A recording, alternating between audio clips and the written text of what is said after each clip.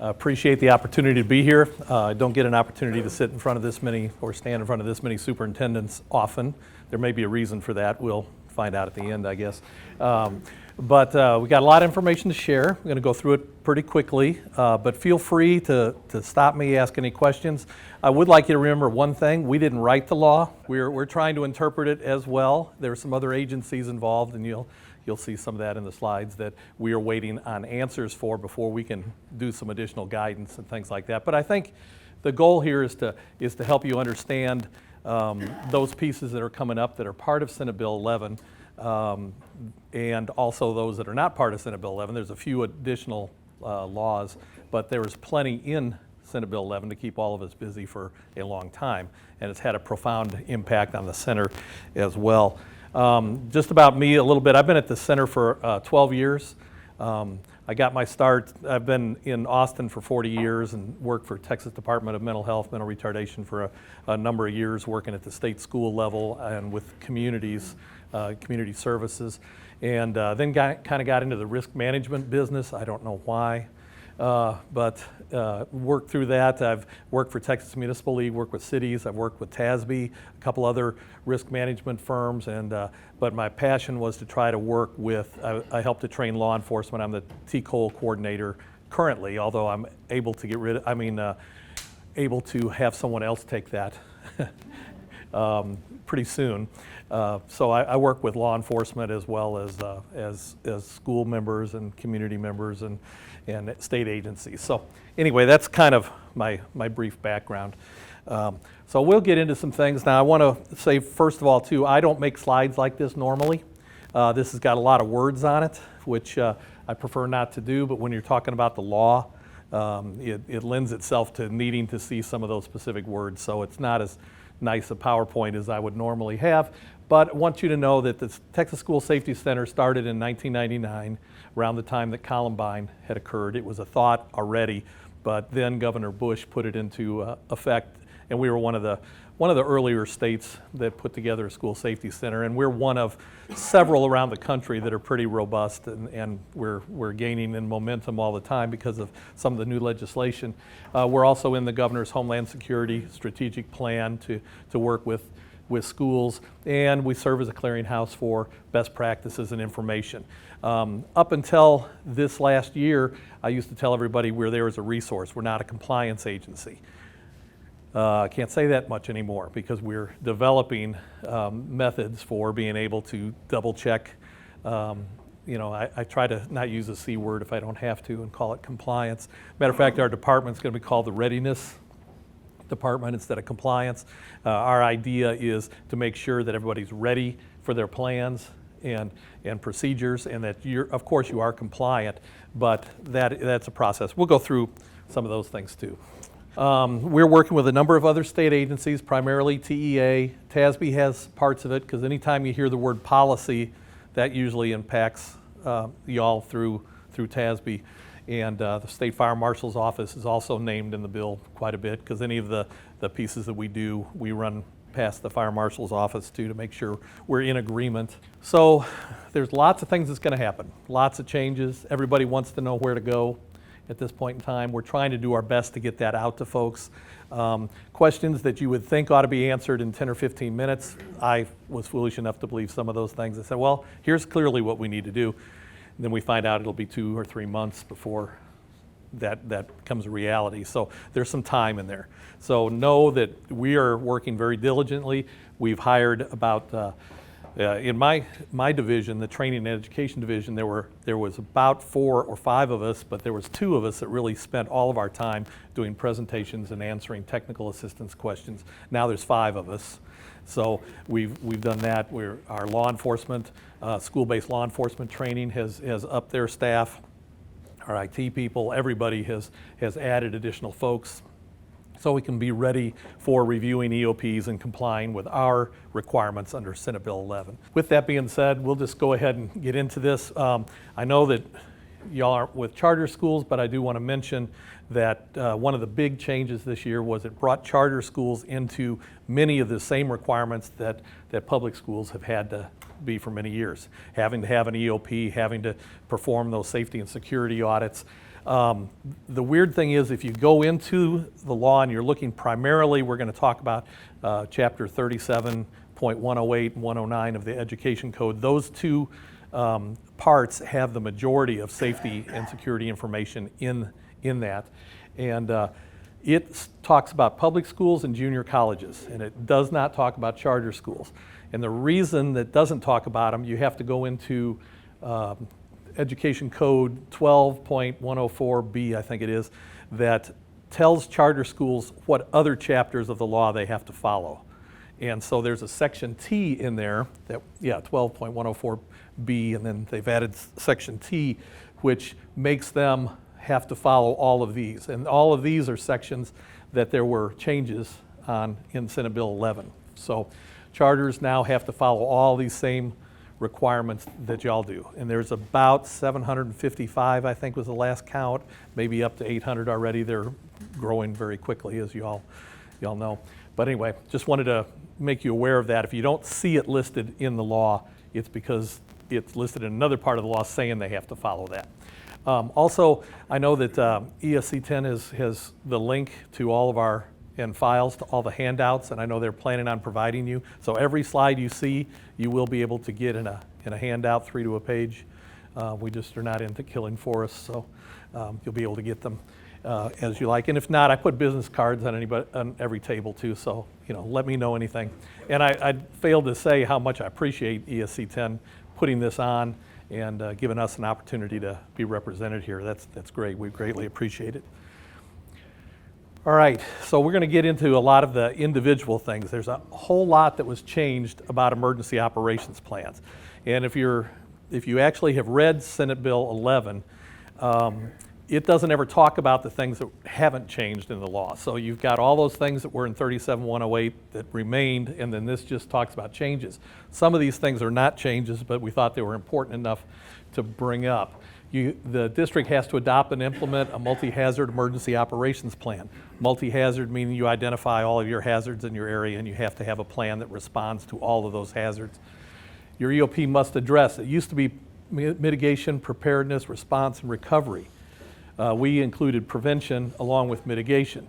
You can't prevent a tornado, but you can mitigate the loss of life to it. So we always had prevention and mitigation.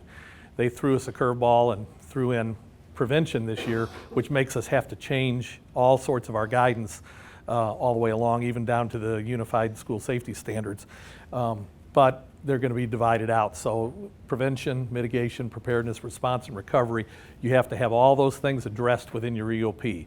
So you know how to prevent as well as mitigate and prepare yourself. And most of it's response. When you see the standard response protocol, a lot of that information is how to respond once something happens, but we got to do things to prevent and mitigate before that happens. You have to provide for employee training and responding. These are not new pieces. There says mandatory school drills and exercises. It used to always say that. However, those mandatory drills were mandatory if they were in your EOP. Now, I think everybody knows you have to do fire drills based on your local fire code, and everybody pretty much has the same requirement once a month that school's in session 10 or more days. So you still do those.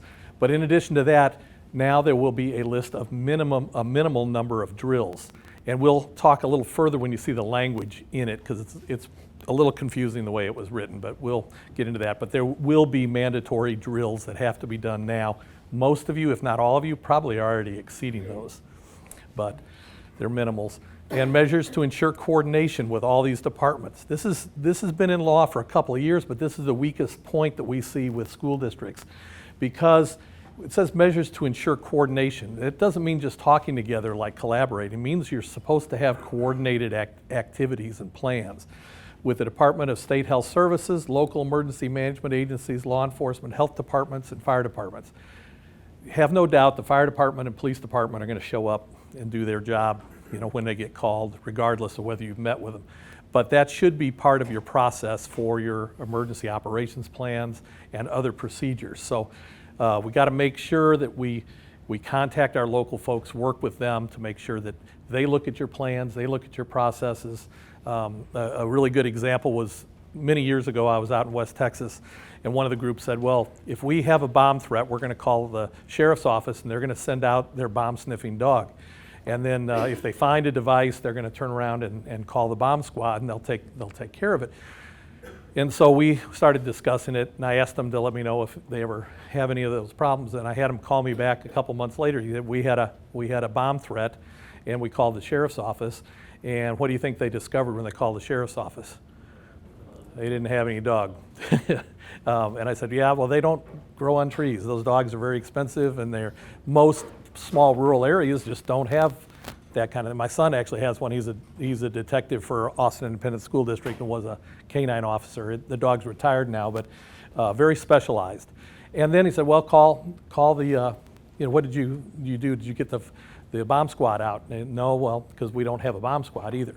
Those come from military installations. Bigger cities may have one. It may be the fire department, maybe the police department, special ops. The point of the whole matter is we can think logically through it that you hope and you think that those things will happen, but until you actually find out what resources you have in your area, it's going to have a big effect on your plans. So these are the kinds of things that the legislature put all these accountability measures into place for. They realize that you're kind of on your own. Luckily, they've given us more money now instead of cutting us like they did a session before that. They've given more money to the cause, and we feel really good about that because we're able to be a lot more robust, provide a lot more services, and but along with that comes a lot more accountability. So you've got to have those safety and security audits at least once every 3 years, all facilities. You have to report to your board of trustees, and then you're going to report to the Texas School Safety Center in the manner that we require. And that is something we haven't changed the process much, and we're in the last year of the audit cycle. We'll go through the actual dates here in a minute. But that EOP must also provide for responding to a train derailment.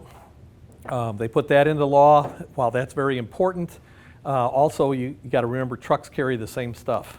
Just smaller quantities, but they got a lot better chance of tipping over or getting in an accident. So don't think that you're covered by a train only. You've got a lot of other possibilities for chemical spills and things like that. In the Houston area, we've had a lot of school districts impacted by chemical plants that have caught fire, and it has a big impact. So make sure we do our shelter for severe weather as well as shelter for hazardous material spills. Policy for using a district property as a polling place, that you have to work with your local election groups, but it does address that you have to have a policy if you are using it as a polling place. Doesn't mean you have to provide law enforcement there, but you do have to have a policy. So into some of the actual additions, 2195 says that you have to have an EOP as a policy for responding to active shooter. We still realize that active shooter is still a rare occurrence, thank the Lord, but it's not as remote as it used to be. I think everybody understands it could happen anywhere. So you have to have a plan. It doesn't say specifically what that plan has to be, but you do have to have provisions for that active shooter emergency and what you would do on it. Now, if you're using standard response protocol, that is a response plan, but you probably have to have some additional information in there about specifics as to how your resources will roll out and what actually would occur. But that's a very good start to it. That's a response plan. And then, prevention added the phases. What was added? I already talked about that. Okay, another one, training and responding to emergency for district employees. Now, I'll ask you all a question. Aren't substitutes employees? Not necessarily. You do not consider them an employee? They're paid, right? So I don't know, maybe that's a legal question, but whether they're employees or not, they have added, including substitute teachers. That came out primarily because that's been an issue for a number of years. It's always been a best practice to make sure your substitutes get some additional trainings because they're new to the facility. They may not have access to your facility as much, may not have the right keys. Sometimes it's last minute, you get somebody in there. But you have to have a training plan. And because of Santa Fe shooting, because there were 2 substitutes were killed in that incident, and one was shot and injured pretty severely. Now, I will say, we can't talk much about that incident because that hasn't gone to trial yet. the shooter is still in custody, so they won't talk a lot about it, but I do know they did have substitute training. Not all of them went through it for one reason or another, usually because they couldn't make it, but you know, they do have those trainings. So that's an important thing to remember. Always consider your situation with substitutes just as you would any other employees to get that training. That they have access to electronic device or telephone, allowing immediate contact with the district emergency services or the city. If you have any classrooms anywhere that doesn't have a phone, you're going to have some kind of phone service in there. A cell phone for that teacher, that will work. Unless you have a teacher that doesn't have one, won't use their own personal phone, whatever. But there will be more guidance on this as the rules get written, but you just will have to know that, including subs, you always have to have a way to get out and contact 911, outside resources, plus your own district emergency sources. Measures to ensure the district infrastructure is adequate to communicate during an emergency. We're not sure how to evaluate that at this point in time, and adequate, but if you had a school shooting, I can guarantee everybody's plan is inadequate. It just, it'll shut down everything with the number of calls. But think about that. If you've got a system that goes down when it rains real hard because of other emergency calls, you might start working on it, because now there's something in statute that says that infrastructure has to be adequate. So do what you can to be thinking along those lines. And by the way, it's not lost on us how difficult that is for schools. At some point in time, you all have to educate people too, I hear. So hopefully you take it with the intent that it's meant. We're going to try to work as much as possible with what you've got to make things better. You've got little school districts, gigantic school districts. Everybody thinks that gigantic school districts have all the resources. They may have a lot of resources, but trust me, they're not always able to provide as much as some of the smaller districts can in some ways. So it's kind of equals out for everybody. Mandatory drills, okay? We have made recommendations. It's on our webpage. Recommendation for 8 drills per year. These are recommendations to TEA for them to consider when they make the required drills. Once they become required, then we will probably make additional recommendations, but right now it's too confusing. So the law says that you can't have more than 8 drills per year. That is a requirement for governmental entities or the state entities to not push more than 8 drills out there on you folks. It's not your requirement, so don't get hung up on 8 drills. You can do as many drills as you need to meet the needs of your community. 8 drills are the maximum per year that can be required, and that's in addition to what it takes to meet your fire code. So we're not counting fire drills in all those. Unfortunately, the way the law was written, it talks about shelter in place, didn't talk about sheltering for severe weather, so we're adding 1 shelter in place for hazardous materials, 1 shelter for severe weather, 1 fire evacuation because it's listed in law. However, we know you don't have to worry a lot about that because you're going to be doing 1 a month. You're going to meet that one. 1 evacuation for a reason other than fire. You might have to evacuate because of a bomb threat. You could have a physical limitations of plumbing or something in your school. You could have flooding. There's other reasons you might have to evacuate, and it might look somewhat different to everybody than an actual fire. So you'll have to do 1 of those per year. Then 1 lock out. That's when the threat's outside and you're just locking doors and staying inside. You can do normal activities usually, but you need to stay inside. And then 2 lockdowns, when the threat becomes more severe and it's inside your building. You'd have to do 2 of those. They've also added 1 hold drill. If you're in standard response protocol, all the standard response protocol is moving to what they used to call the extended version, which includes hold. Hold is a very valuable tool for the district to be able just to keep everybody where you're at. It might be probably the best use of it would be a medical emergency. You have somebody having a seizure in one of the hallways. You want to stop all the students from during passing periods, so you just issue a hold, stay put, stay where you are, we'll release you in a few minutes, stay put. Or you could just say hold because you're trying to figure out what kind of a situation is existing and you're trying to check credibility of something. That can work as well. So those are going to be the 8 drills per year. It does say in the law per semester, but the way it was written, it was determined that it was meant to be 8 for the year, and we have to decide, you'll have to decide which semester you want to do them in, but one of them you'll have to do each semester. The lockdowns, you'll have to do a lockdown each semester. That will all be listed in our in the rules and on our webpage. They're already there as recommendations, but we're waiting for TEA to decide if that's where the direction they want to go or not. Okay. So also, you have to have a chain of command that designates an individual responsible for making final decisions in a disaster and identify other individuals responsible. So it goes back to incident command and NIMS, National Incident Management System. I don't know how many people have gone through training. Hopefully, quite a few of you have. People in key roles need to understand the incident command system, that's ICS. And that is who's going to be the incident commander at the time of an event. And in most cases, it'll probably be on a campus level. It may be the principal, could be the classroom teacher, and that may change as law enforcement gets there and they take over the scene. It may be the superintendent. You might be responsible. I would say probably not under most circumstances initially. Later, I think they would call on you to be part of a unified command where you work with the local responders through any kind of a large emergency. But someplace within your emergency operations plan, you have to outline that hierarchy.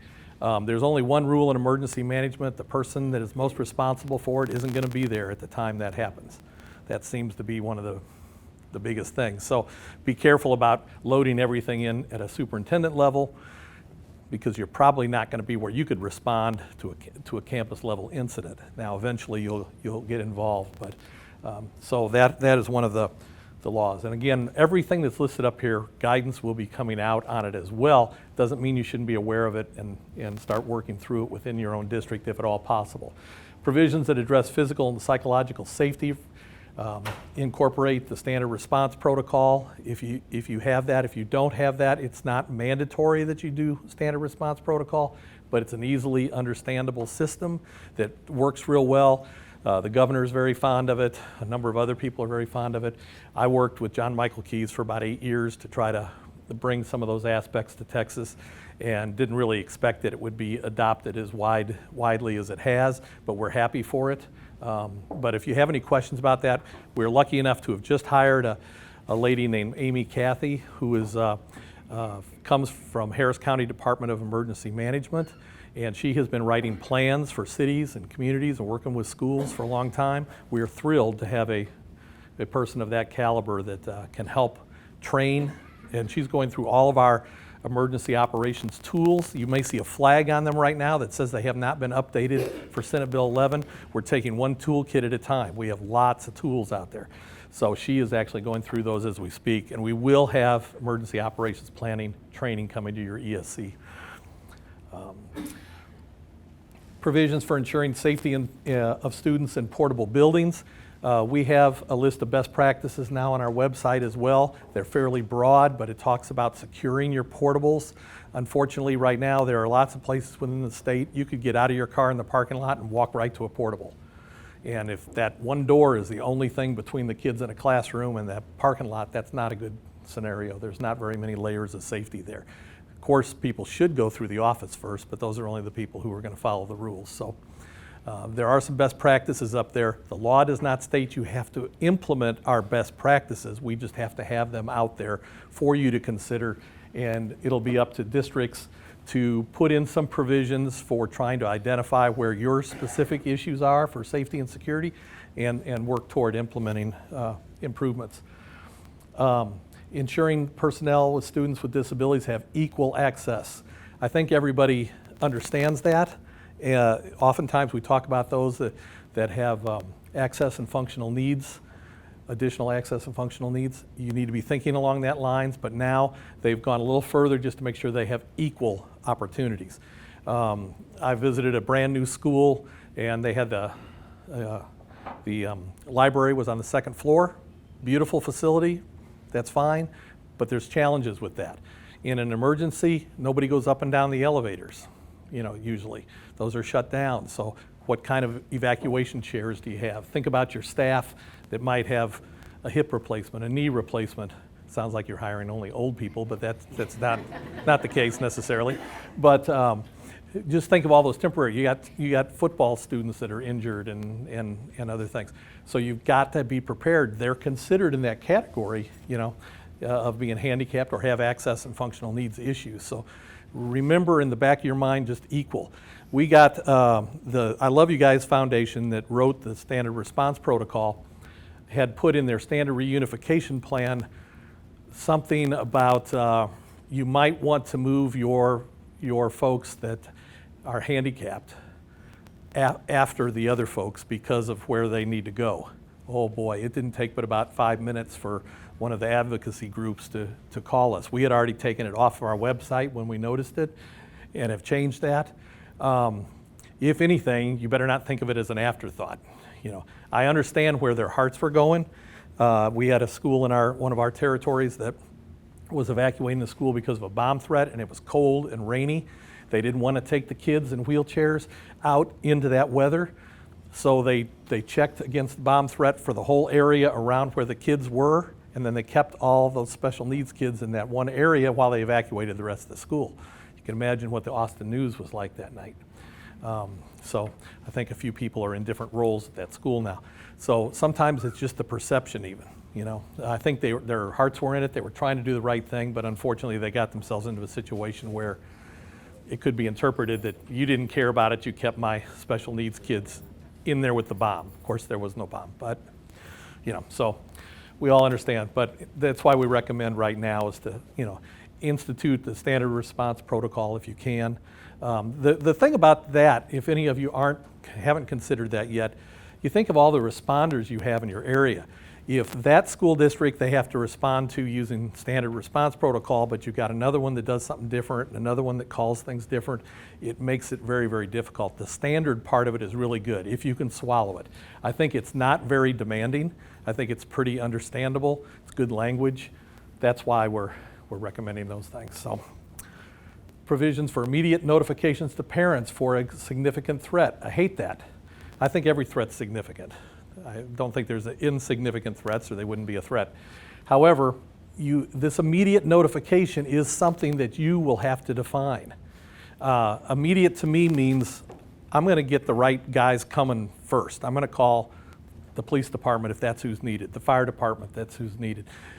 Yes, you have internal things. You want to call the superintendent's office if this is a Campbell level emergency, and hopefully you have several other people that are doing this as well.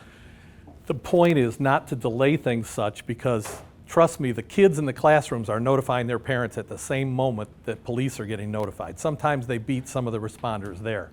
So it's very important you have a process to, as quickly as humanly possible, get some messages out through signboards, through email contacts and those kind of things to at least let them know something. Make sure you don't overcommit to things if you can help it, but that you're checking things out. Please refrain from coming and picking up your kids. Most of them don't realize that the minute that they drop their kids off at school, the kids are so much safer than they were on the drive there, than they are at anywhere else really in the world probably. So anyway, so have that, your safety committee can help you do that. We'll get into the fun safety committee stuff here in a minute. Provisions for supporting the psychological health and of staff, students, the community after an emergency. A lot of these trauma-informed policies, best practices. We're going to talk about the threat assessment. Excuse me. We're working with TEA on this mandate. They will be the ones that actually have to approve of some of the courses, some of the other materials, and so we're working with those. But a lot of it's about time that folks are paying attention to mental health. We also have a mental health expert that we just hired as well, so they're working very much on our guidance and additional tools as well. So, a policy providing substitute teacher access to buildings and materials. So this goes a little further than saying just training. They want to make sure they have keys, that they have all the materials that other people have. A lot of you probably have people paired up like a buddy system with other teachers to make sure that they understand where to go and what to do. Unfortunately, Santa Fe was one of those issues where at least one of the teachers, if they would have followed their class, they wouldn't have been killed. They actually followed the kids or ran out with the kids, but then the kids saw the shooter and turned around and went the other direction, and the teacher kept going and walked right into the line of fire.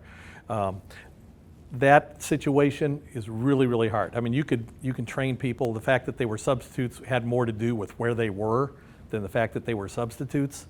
It wasn't that they didn't know how to exit the building or didn't have access to exit the building, but they may not have keys to lock certain doors or to get into other areas. And that's something that's a challenge you may want to think about, because you get them at the last minute, you may not have had the time to get them that kind of materials. But now it's written into the law that your emergency operations plan will have that. So keep in mind, when we say that EOP has to have this is going to be tied directly to the questions that we ask you during your audit and at other times, because that will what key us into asking for your EOP and having to do a review of it.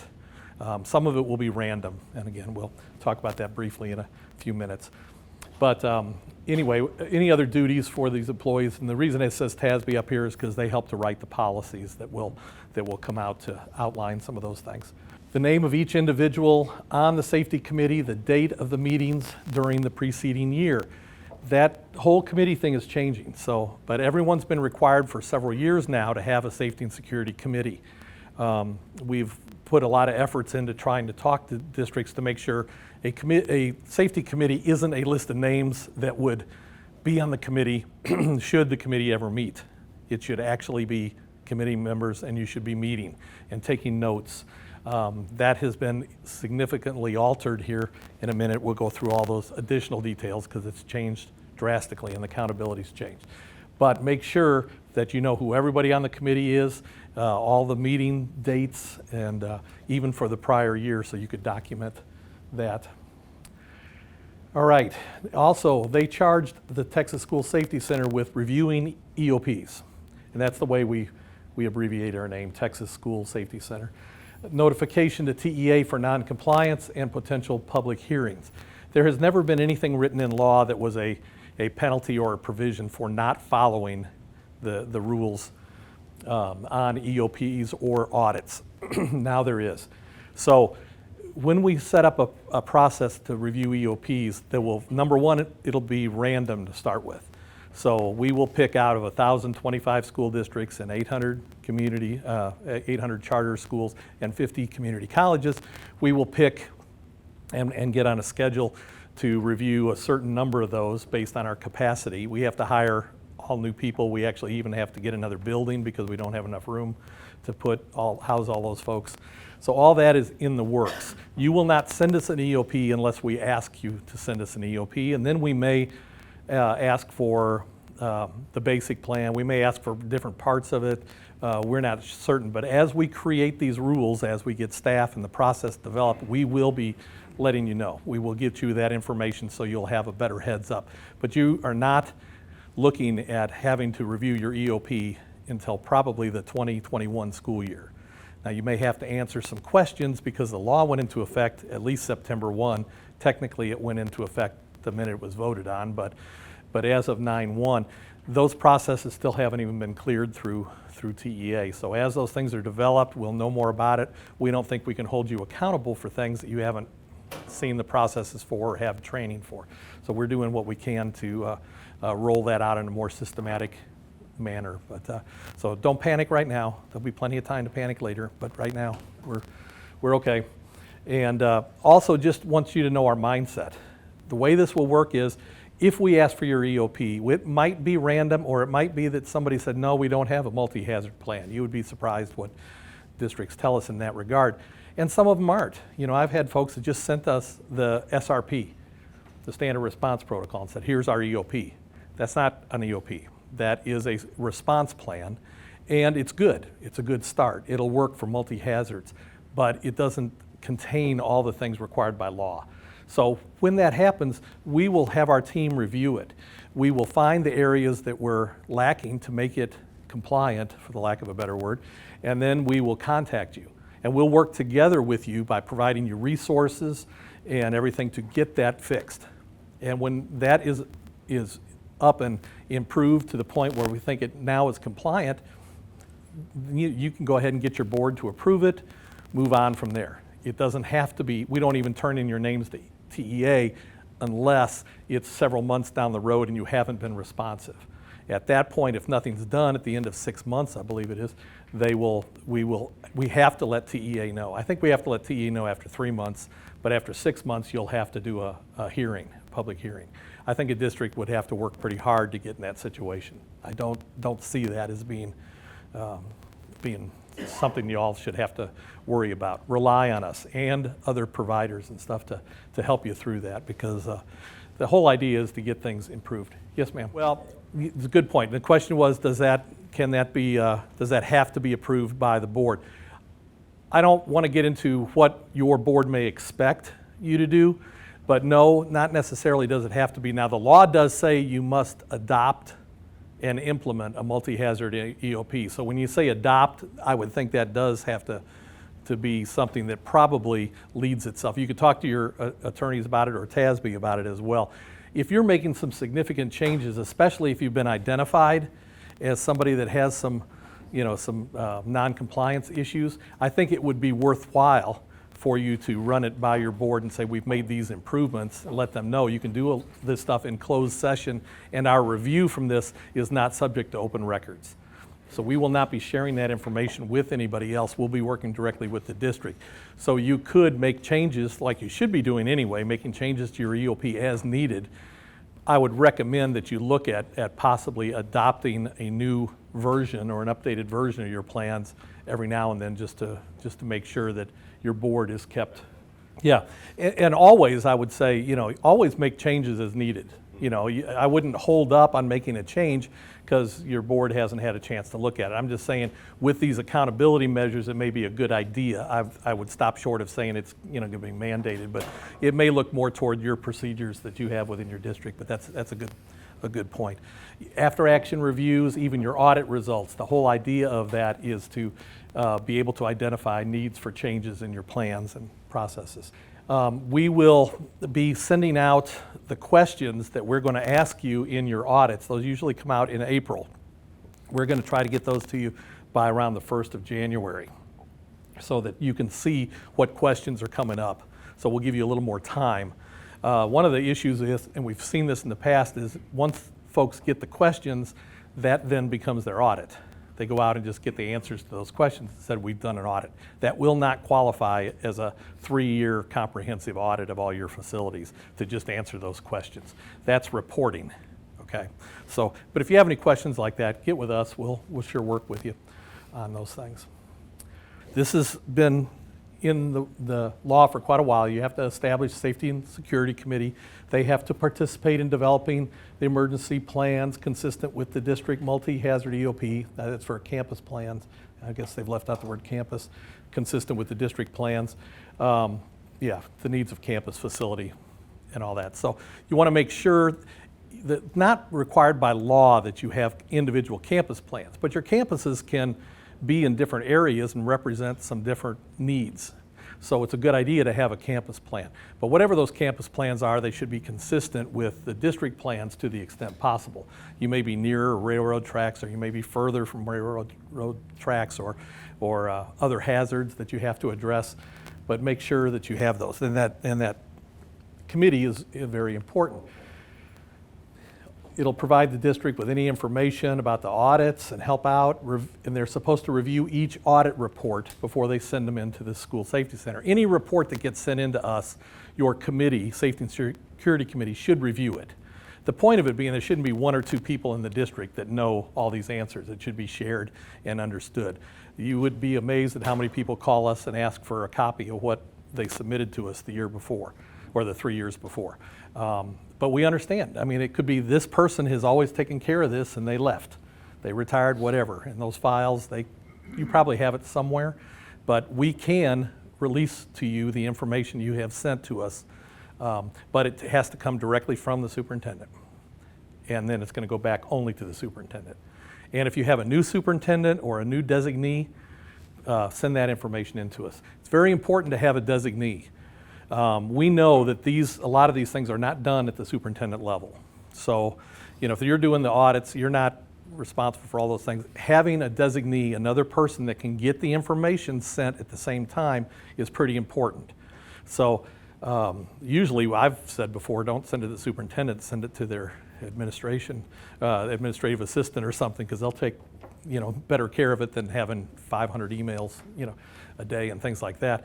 So but the superintendent will always get the information. But if you have an opportunity to designate another individual that might be tied to this and should get these emails too, they will get them in addition to yourself.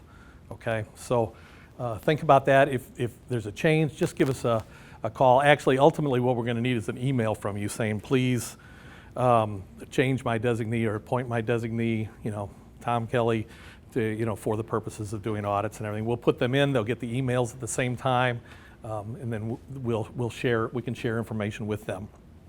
Only do somebody you trust, for sure. How many have read Senate Bill 11 and seen the committee designations? I assume you're being truthful. Otherwise, you'd understand what I'm about to say. This is something that is very, very much changed. Has changed a lot. There now are designated roles you have to have on that committee. To me, that committee has now become more of an accountability measure. It's going to be difficult to do some additional work. You may have to have a separate working committee to actually get some of those things done. But your membership has to include one or more representatives of an office of emergency management in your city or county. Most of you have some fairly small emergency management offices. Some of you have big ones, but the big ones also represent 8 or 9 other school districts perhaps. And at that time, they don't have a lot of people. So it's not a requirement of them, it's a requirement of your committee. So you need to try to get a position on there for an office of emergency management, whichever one is probably most jurisdictional in your area. See, we have districts like Leander ISD. They have 5 jurisdictions. They have City of Austin, Travis County, Cedar Park, Leander. You've got a whole bunch of different fire, police jurisdictions and all that. It makes it really complicated. But you will have to have one representative, at least, from an office of emergency management. Don't confuse that with creation of your EOP, because even if somebody can't attend regular meetings of this, those offices may still be able to help you develop your EOP on a 1 or 2 day working session or throughout the year. But this is a requirement to be on the committee, and I would think most emergency management departments will want to try to be there at those committee meetings, but just realize that you may not be able to force them to be there. So I'm not sure how that'll all work out. 1 or more representatives of local police or sheriff's office. I would say whatever your jurisdiction is. If you're contracting with the sheriff's office to provide SROs, that would make sense. That would be the person. If you have your own district police department, they need to be there. So if the district police department is here, I read that you should also have 1 person from local police and sheriffs. You'll have a lot of different folks that would come to an emergency. Even DPS, if you're more rural, DPS may be as local as you can get besides your county. You could even be in a unincorporated area. The board president has to be on the committee. Another board member other than the president has to be on the committee. The district superintendent, you all get to be on the committee, have to be on the committee. 1 or more designees of the superintendent, 1 must be a classroom teacher. So I don't know why they didn't just say you must have a classroom teacher. But anyway, 1 or more designees. So you can designate additional people to be on your committee. 1 of them has to be a classroom teacher. If you're the governing body of an open enrollment charter school, if you're partnering with a charter school to provide services within your district. And this one, although it's under number 8, it really applies to all these. 2 parents or guardians of students enrolled in the district. I have mixed feelings about parents being on those committees. I think they have a good perspective. I think they bring good information.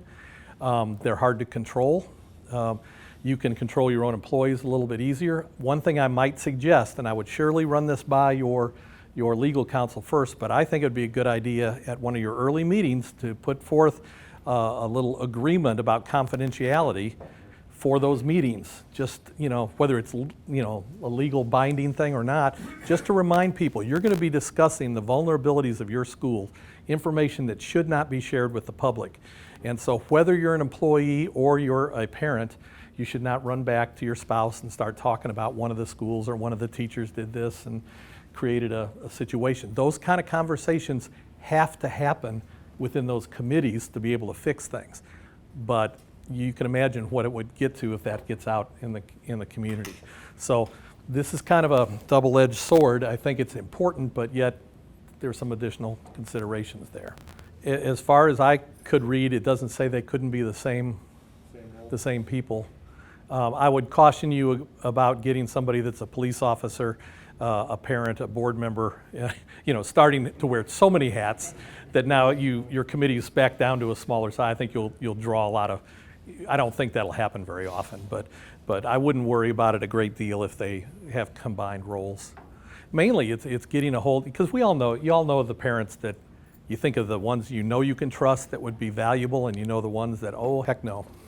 To that on the as far as who's on that committee. So choose them wisely. This committee meeting, it says in the law that you must follow 551 of the local government code. You have to post these just like board meetings. So it is listed in Senate Bill 11, a requirement that you do that. So that changes the landscape a lot, as far as open meetings. So when I envision this, and I'll have limited ability to tell you what you can and can't do, I would look toward what you're doing with your boards and what your attorneys say. But yes, there is executive session or a closed session that you can discuss anything about your audits, safety and security. So what I envision a lot of these meetings is you might have a meeting, you might come together with all these people. You probably will have people from your community. I'm thinking of Santa Fe. What's going to happen when they post theirs? You're going to have a full house. And you might say this is a meeting of the committee and talk about some general things about who makes up that committee and what the goals are and those kind of things. Maybe make some announcements, things that you think are good, and say now we're going to have to discuss specifics of the plan or the development of the plan, and this will require us to go into an executive session or a closed session to be able to discuss those. And the majority of your meeting may have to be in a closed session depending on what you're talking about. Now obviously that if you have to vote on something, you'd have to come back out and then vote in open session. But a lot of the things you do may not require a vote. It may just be development of plans and things. So I would imagine that sooner or later somebody will make an AG's request to kind of understand some of these things. But really the precedent set, it's really pretty much like your school board meetings. If you follow that same line of thinking and protocol, you should be fine. That's a very unwieldy thing to go from these committees, which were really pretty much working committees before, to now doing this. That's why I said it may be necessary for you to have a little subcommittee that can do some of that work and individuals identified. I think by the time you get all those board members and the superintendent and everybody's there, it becomes real sticky if you don't make it an open records, Open Meetings Act compliance measure. So I think that's why it's happened the way it has. So I think there's some good things to it, but it's going to be. I've had a lot of folks that ask questions about it, and unfortunately we're limited to what we can say right now. But trust me, we will come out with some additional information as well. But also, this is one of the things we don't usually run out and get Attorney General's opinions. But if you have a line to somebody that you really want to check something out, that's a possibility that you have within your means to do that.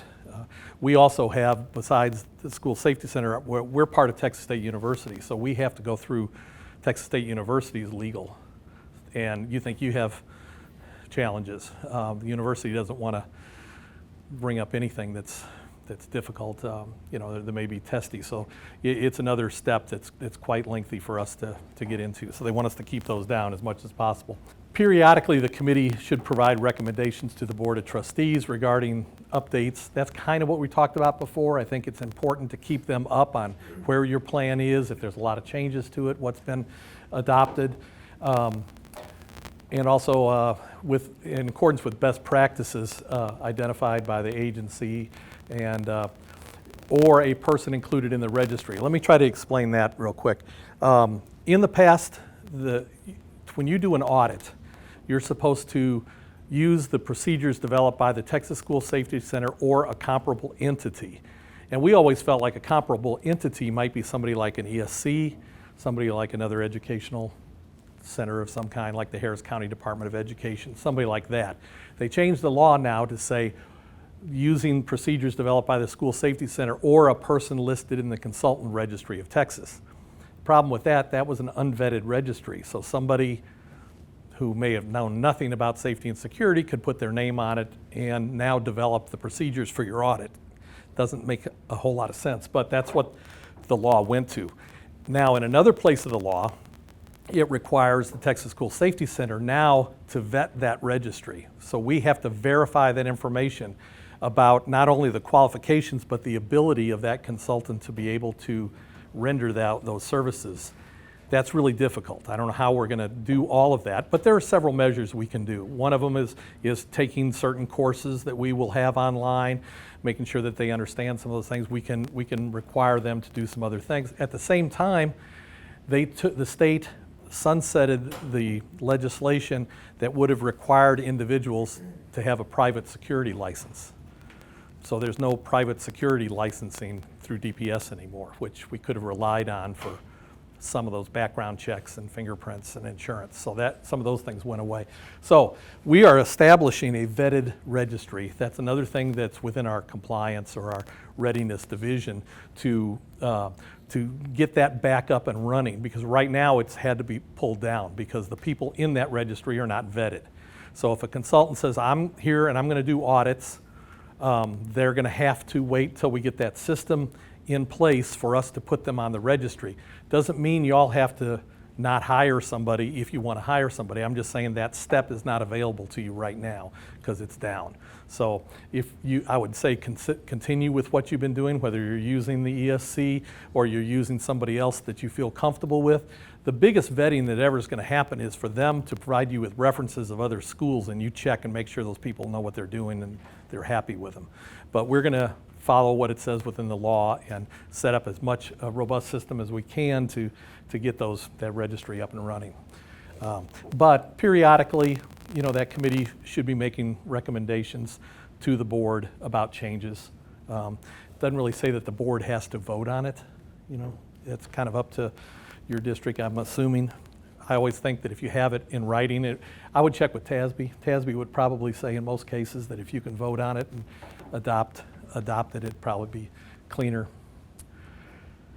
Another one is consult with local law enforcement agencies on method to increase law enforcement presence. There's not a whole lot of options other than, there's the Guardian program, there's the School Marshal program, there's, your local police that you contract with or sheriff's office. You can hire private security folks. There's a number of those things. However, making phone calls to them, those of you that are in rural areas, DPS may come by your schools pretty often. They have been instructed to be more visible, come out and see your schools. You may have seen them out there talking to you all more. I think they really like your coffee and want to have breakfast and stuff. So, have them come in anytime they can. Having that police car out there is valuable. But it says that's a requirement that you should consult with local law enforcement agencies, see what they can do, even if it's just enhanced drive-by protection, crossing guards, a number of ways to do things. You might even vet some some volunteers. There's a lot of districts that have used some retired military, retired police to help out during peak times where you've got some doors that need to be watched or something. Make sure you vet those people. They go through checks, and that you talk to them about, please don't take somebody down. Don't chase them down. You get some retirees out there. Some of them are pretty spry, and they'll go after somebody. But those kind of resources are valuable that you can use. So, and that also fits in with some of this but you can put that on your meeting agenda with your committees to talk about it. Making sure you have records that you've discussed these things in these meetings is going to be very valuable, because in the center, if we turn around and say, show us that you complied with this, you could send us some minutes. You've talked about that. You have consulted with folks. So now, this is the frequency of the meetings, and this is what I was talking about. You have to meet at least one during each academic semester and once during the summer. Now, the law went into effect September 1, so I think your first committee meeting in this structure needs to be probably this first semester. And remember, you can't just call it one day, because now you're subject to 551 of the government code. It says and it says this in statute, must post notice of the meeting in the same manner as your district board of trustees, and that you may meet in executive session. There for a long time has had wording in the law that you can meet in a closed session to discuss audits, security audits, and anything that's going to talk about reports that you've discovered on safety and security. So if you're a year-round school, you have to meet at least 3 times a year with an interval of at least 2 months. If I read that very literally, it could be a problem, but I think they're just saying they don't want somebody to forget and then do one in June, July, and August. Do 3 meetings in a row. That's why they put that last part in there. Because if you need to meet more often and then having an interval of 2 months, I would certainly do it. That doesn't make sense. Okay, just to remind people about the current audit cycles. The audit cycles for all ISDs are the same. Nobody has a different audit cycle. Because it started September 1 of 2005, it was 2005 to 8, 8 to 11, 11 to 14, and now 14 to 17. Now we're at 17 to 20. So it started September 1st of 2017. You have to have your audits completed by 8/31 of 2020. So we're already in the last year of that audit cycle. We do not believe that you can do a very good job of auditing your schools if you're doing them during the summer when there's no kids there. So don't do it at Christmas break and spring break and things like that and expect a good audit. That's why they gave you 3 years to do it. If you find yourself in a bind, there's nothing against the law that says you can't do them during the summer. It's just, we recognize that's not the real goal here.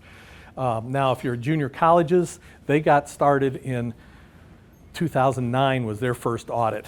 So theirs is 18 to 21 for junior college districts, and the newly established requirement for charter schools now begins with September 1 when the law went into effect and goes until 2022 for open enrollment charters.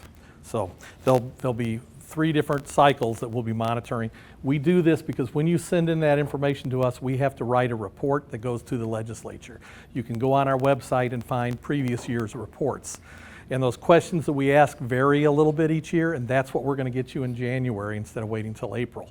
So when your audits are done, and even if they're not done, we will send you in April, the superintendents, you will each get a link the first week of April to your district audit reporting tool. That's the electronic tool that allows you to submit answers to our questions. You're not going to send us the actual audits or any of that actual information. We're going to ask you questions that you should be able to answer from that process. And then you'll have from April until September 15th of 2020 to complete those and send them in to us. We'll be watching, because if we send it to you, then you don't open it, you can expect a phone call from us at some point saying, did you get it? Did it go to a spam filter? Did you just want to ignore it? Whatever. You can do whatever you want, but we get a little more nervous as we get toward the end of the year. I will tell you, last cycle, out of 1,025 districts that were required to report, one of them didn't do it. We called and provided them information at least 24 times, to the point where I finally sent an email to the superintendent and said, your staff won't ever let us talk to you. You have not returned our calls. We're trying to do everything we can to help you meet this. Just let us know there's still time. There's only a few days left, but there's still time for us to at least get you to help report. And I got an email back saying, we know you're here to help. I don't need the help. Stop calling us.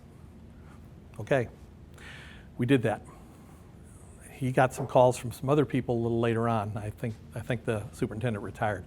But it's a serious thing for this to happen. The legislature's taken it very, very seriously. We can't force anybody to do anything. It does say in the law that you have to comply with some of these things. We're not here to badger you.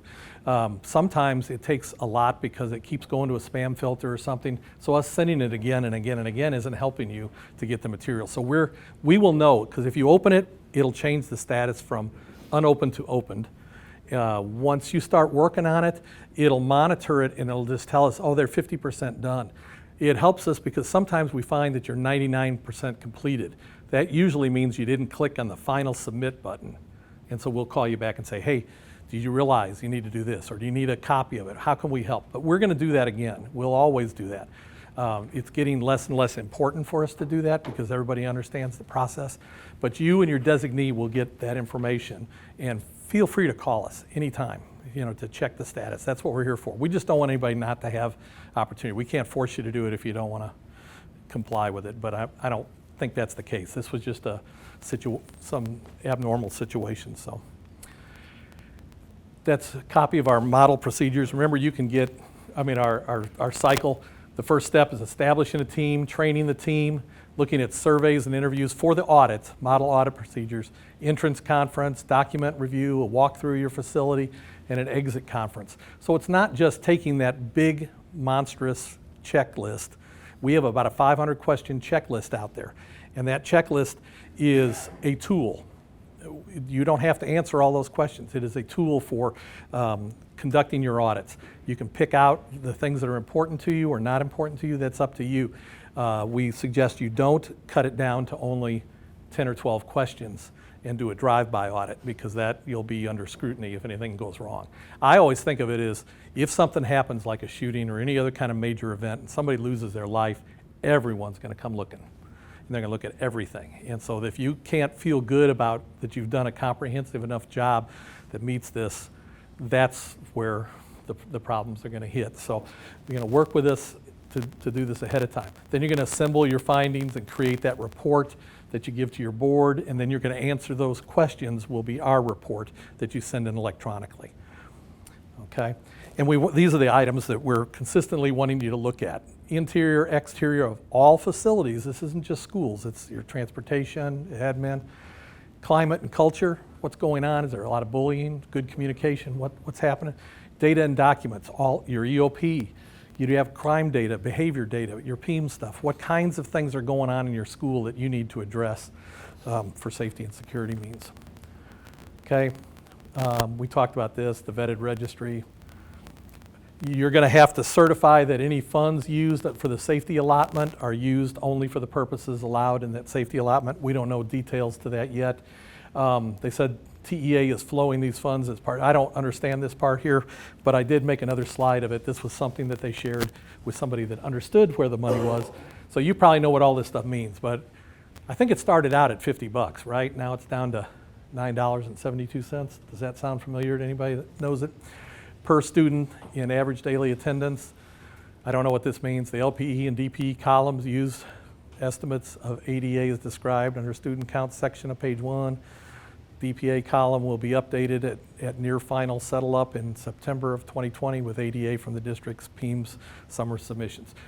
Don't call us and ask us how much you're going to get. We don't have a way to do that. I've gotten a couple of those and I just went, I'll read you this slide. Anyway, so this has been updated because I didn't know. Does that make sense to anybody? Yes. Everybody? Okay, you guys on that end of things, good. Audit report submitted must be signed now. It's going to have to be signed. We're not going to probably require you to sign it electronically, but you're probably that report that does go in electronically, someplace down the line, you're going to have to get that report signed by the superintendent and the board. It doesn't say chairman of the board, it says the board. So I'm assuming everybody in attendance at that meeting at least will have to sign that. If it's a community college, this is them. They haven't decided who that person is on a charter yet. We've got a little bit more time. So there's definitely an accountability factor that goes into these things. Okay, now, in addition to the EOP reviews, we may require a district to submit its EOP if the audit results indicate they're not complying. I think I adjusted that, and I told you about the new compliance division. This is for school districts only. Your 17 to 20 audit cycle submission will ask you questions about the new legislative stuff for this year and for this cycle. So we're going to ask you those questions. We don't expect you to be in compliance for them. It's more or less, we're going to ask it because it's in the law. We expect that there's going to be some transition time. If you can be in compliance of those, or you think you are, by all means answer it that way. But we're not going to be enforcing the compliance component of it for the third year of this 3-year audit cycle. It just isn't going to happen and shouldn't really. And then we'll publish the audit report questions in January for the September 15th reporting deadline. Okay.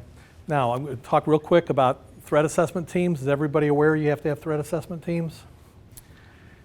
If you're not, you do.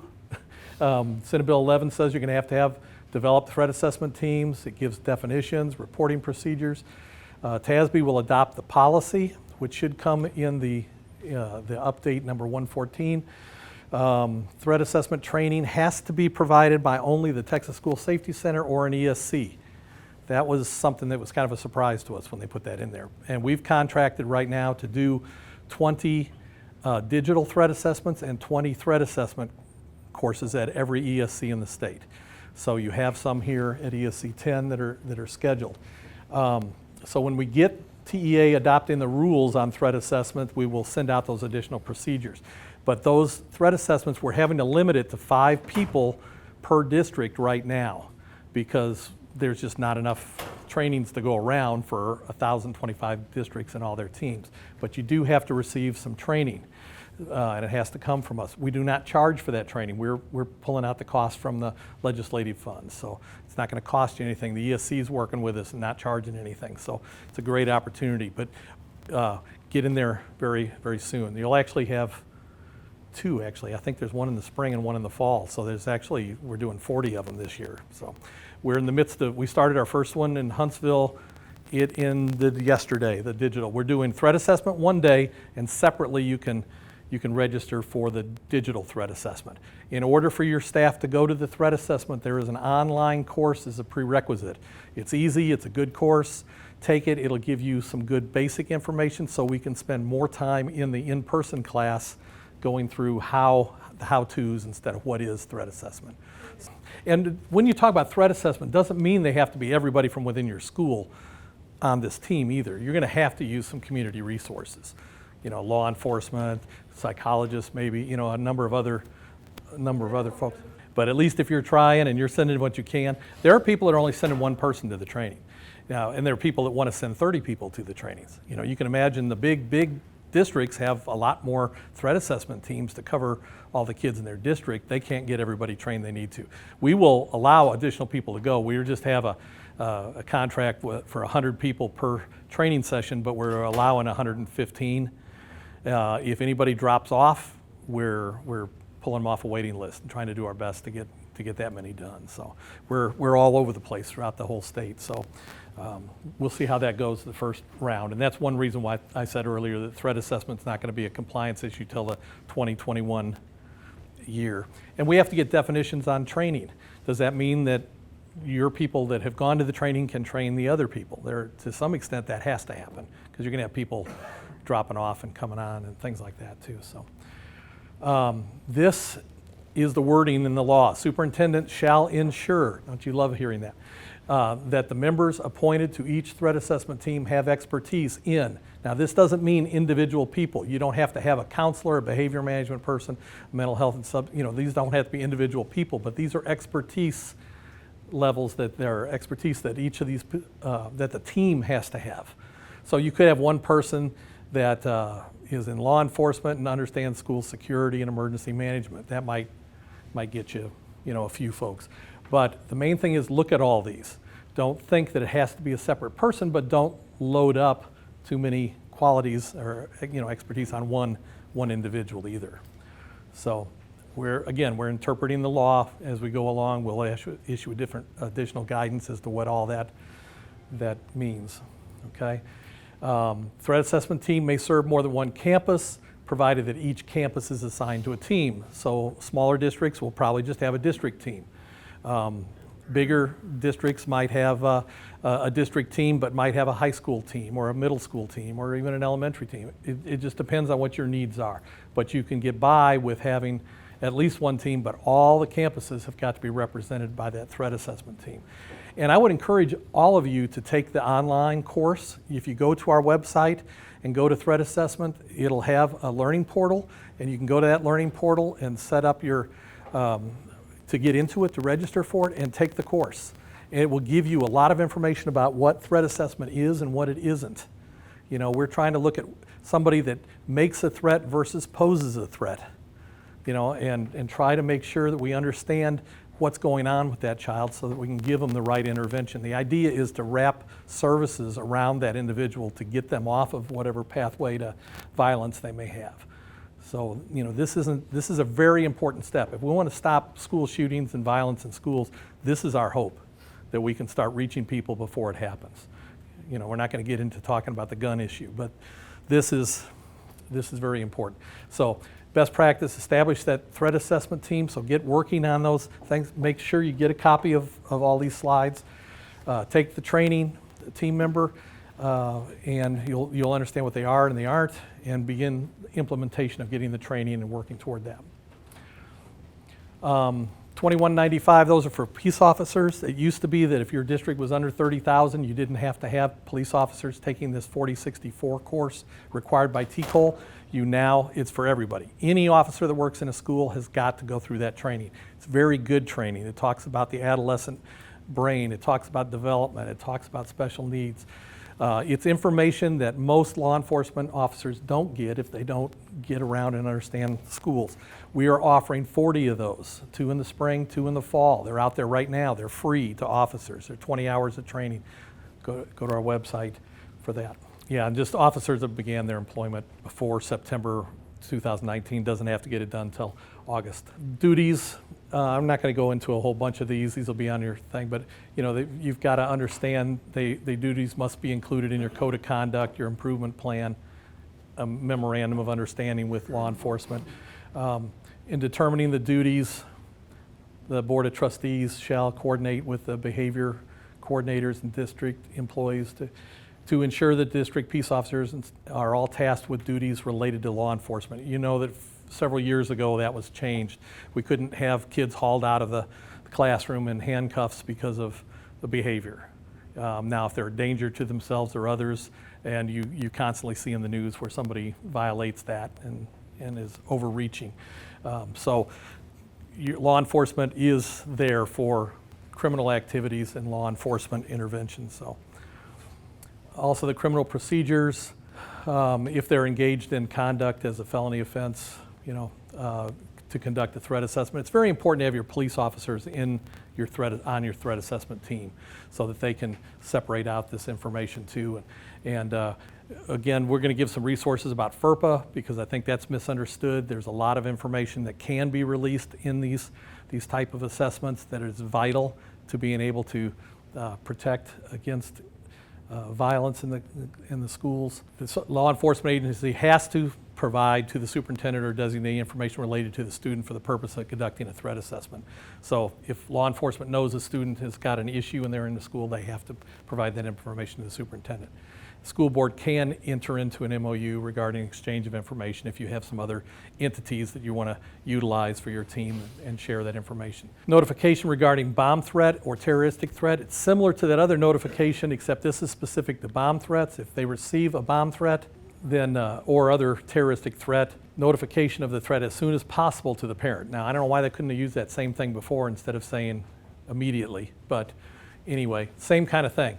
Bomb threats have got to be understood and notified. However, there is a little bit more of a delay with that because you usually are trying to look and see if it's credible before you evacuate everybody. So I think that's a little bit of a reason why they say as soon as possible.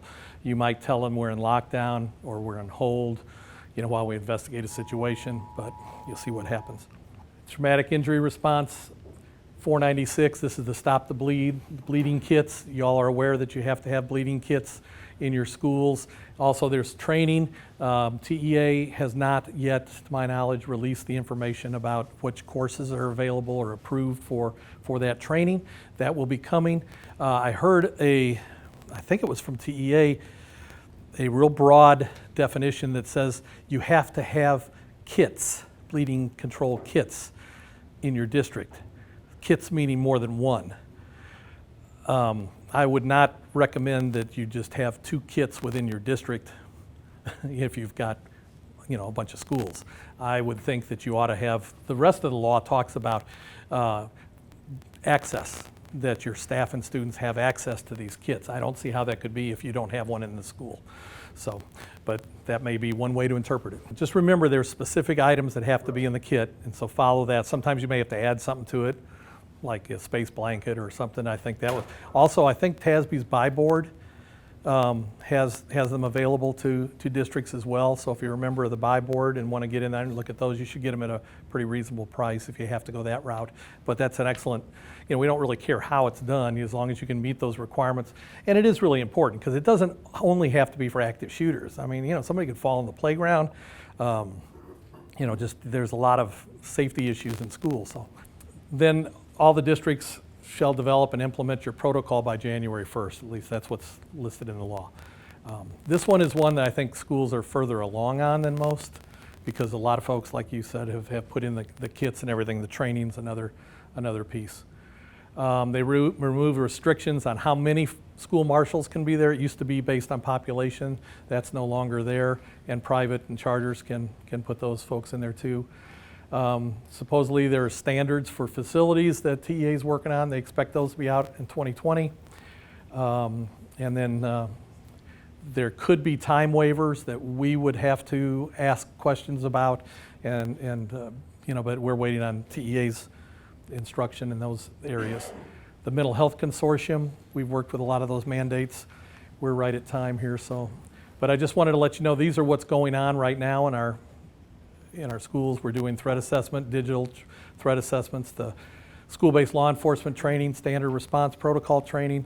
In the spring, we're going to be doing emergency operations plannings, audit trainings, and additional threat assessment trainings. Look on our website, topics, events, tools. Tools will get you some resources, and events change all the time. We're trying to add those in there. We have our best practices. This is what our front page looks like. This video series here still will go through requirements of Senate Bill 11. Now remember, just this week, Senate Bill 11 was transcribed into code. So now for the first time, if you go in and look at 37108, it includes now the changes that have been put into each individual law. Before, Senate Bill 11 was just a whole bunch of different laws that it talked about, but now you can actually go to the statutes as well. This is some of our information of how you can get to us. That same information is in those cards. And so I know that was fast, didn't really leave much time for questions. Has anybody got anything burning that you really want? Yes, sir. So y'all have a model audit procedure. Mm-hmm. Y'all have a model EOP as well? Mm-hmm. Yeah, if you go to our tools and go to high quality emergency operations planning, there's a whole toolkit there with active links and a button at the bottom that says download all resources, and you can go up and get a district level basic EOP. We have annexes and those kind of things. Same way with our K through 12. You got to make sure you get the K through 12 audit toolkit, because there's a junior college one as well. But you go to that toolkit and it'll walk you through the processes. Now, some of it, you'll see the little banner at the top about we're working on updating them to Senate Bill 11. But the EOP toolkit that's up there has really good information if your EOP hasn't been updated for a long time. And it'll get you there. And then we're working right now, and I think by next week, I think they're going to have that toolkit fixed up. But if not, call us. We'll direct you to the resources, anything we can do. Anybody else? I can stay around afterwards too. Yes, sir. So in my school district, we just established a school district police department. Mm-hmm. And so my chief of police is handling a lot of this for me. It would help me out if I can get my hands on the resource of what kind of questions I should be asking to ensure all these things are happening. The checklist, like I said, this is like a one-stop shop for me as a superintendent to make sure 'Cause it's an awful lot. Oh, well, yeah, it is, it is. And so if there's a one-stop shop, I can get a checklist of everything that's happening and then several questions that I can ask teachers, students, administrators to make sure that they're understanding Yeah. what's going on. I think, I mean, that's great, and I think we do hope to do that. It'll be a while. Right now, what we'll have to do would be go to our website.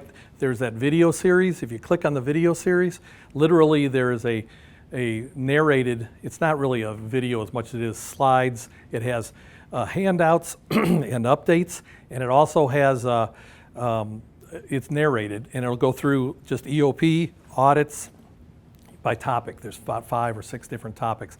That could be really helpful. That's the closest thing we've probably got to one right now.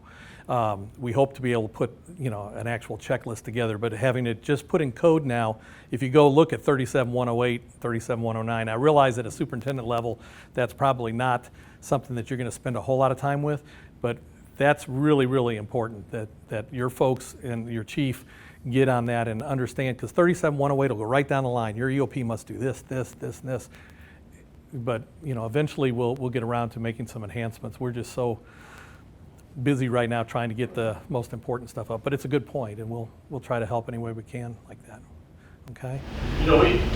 We contracted out with True North about 9 months ago. Now again, this cost us $215,000 to do this for all of our campuses, but I'm wondering if there may be, because they gave us checklists, they gave us checkpoints. Now they're working part of Senate Bill 11, they're mapping all of this out. I don't know if something Region 10 could help. I mean, I guess I could. No, I'm not saying spend the money. I know you're going, man, gum him. But, Or I can stand up and ask this very question, so go ahead, John.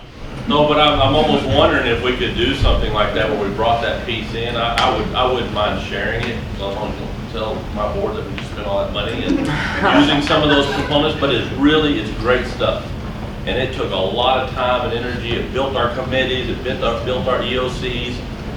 It worked with Texas State and all those pieces blended into one. Very comprehensive, and we just finished it literally just last week. I don't know, it's good stuff, but I know it's substantial in cost. Substantial. That's not my budget. I already did. I heard it right here. Yeah. Okay, so I've now heard John's request.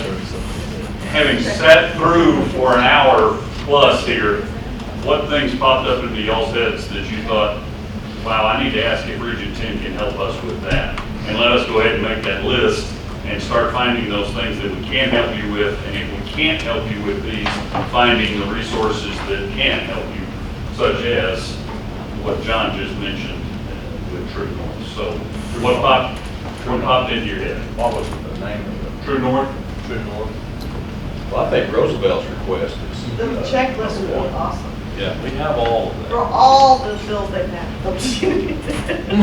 Well, I just believe that, a friend of mine said it's kind of one of those things, superintendent, you're gonna be liable if none of this happens. Yeah. Absolutely. And I just wanna make sure that, I can ask the right questions of Yes. the right people to make sure, but ask everybody, so even students and teachers and principals, to make sure that what I'm getting from my chief is what's happening.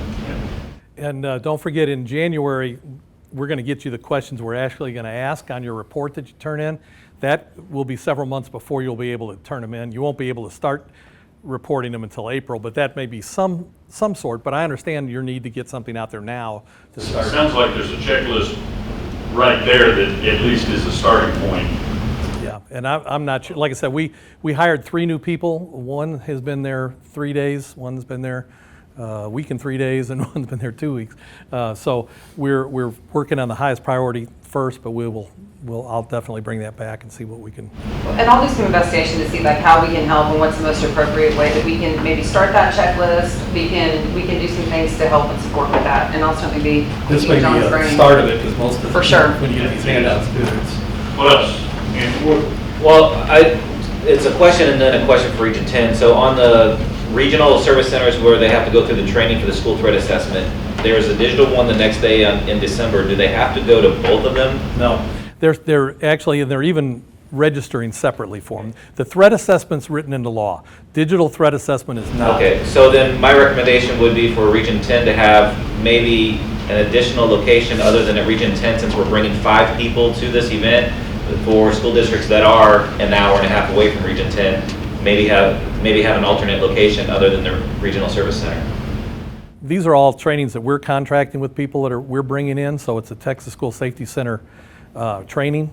And those are done back to back like that, so the people that are bringing people from distances could stay and be at the same location for the second day of it. Now, it doesn't stop, you know, if an ESC wanted to provide one of those trainings, they'd have to pay for them, you know, but right now they're free because we're paying for them. So those are being done at the ESCs, thank goodness, and they're allowing people to be in there for free. So just as far as those limitations, it doesn't mean that you couldn't have a training like that go on, but unfortunately, there's limited resources around the nation even to be able to get folks to come out and do all this. If we're taking up a lot of them when we're doing, you know, 20 of each kinds of those trainings.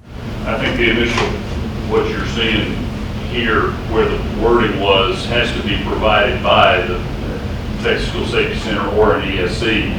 ESCs obviously were not prepared for that piece of the law to take effect on September 1. But as always, we'll ramp up on that. Now, part of our ramp up is we're going to be sitting through school safety centers trainings, taking those notes, taking additional resources and building our own, so that over time, we can build those into y'all's packages, and we can build those into standardized offerings that we have every fall or every spring. Because folks sitting on those committees that have to go through that, that's going to churn. Because they're going to be at your school this year, you're going to get them trained, and they're going to be a member of your committee, and then they're going to retire, they're going to resign, or you're going to fire them, and you're going to replace them the next year with somebody else. And so you're going to have that training again the next year and the next year, et cetera. So that's a ramp-up thing in terms of the ESCs being able to present that. And Anthony, to answer your question, yes, once we're ramped up and able to, doing it in clusters around the region is a distinct possibility and probability. We have this sheet on y'all's table. To your point, we're trying, and you'll see that we have different locations of some of the safety and security pieces, and we're trying to put some of those in cluster locations already. We can't get all of them to do that, but that is something that we're very aware of, and we're trying to take into consideration. It is a distance for some folks, and we want to be sure we're trying to be as convenient as possible. So, what other things, Lee? Some of us are going through our safety audits process right now. The folks that are coming out and doing these audits, how well versed are they on the things to look for that are new? If you're using the Region 10 safety audits, ours have taken what the School Safety Center put out, draft audits. Those are built into our processes as we